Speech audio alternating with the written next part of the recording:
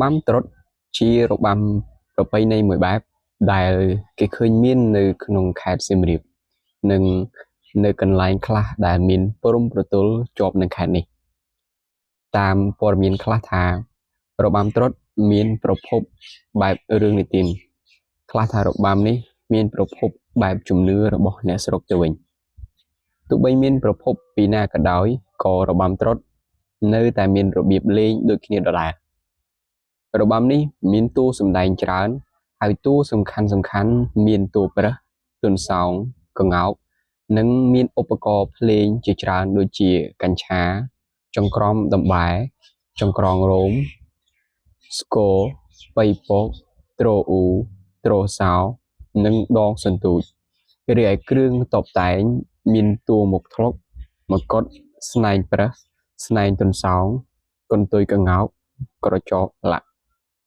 ពាក្យត្រុដិជាភាសាសំស្ក្រឹតប្រែថាការផ្ដាច់គឺសំដៅដល់ការកាត់ផ្ដាច់ឆ្នាំចាស់ចូលឆ្នាំថ្មីអាស្រ័យហេតុនេះ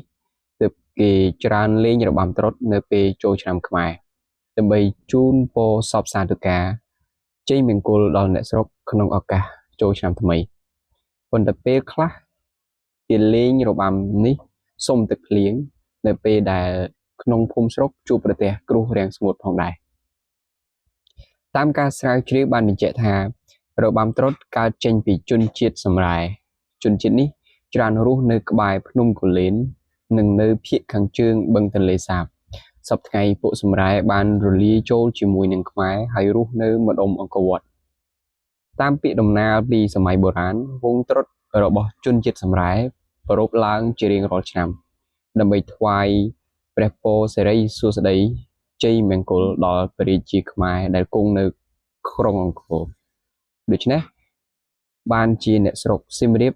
តែងតែលេងរបាំនេះរហូតដល់សព្វថ្ងៃសម្រួលពីរបាំប្រជាប្រិយរបស់ក្រុមជំនុំទំនៀមទម្លាប់ខ្មែរ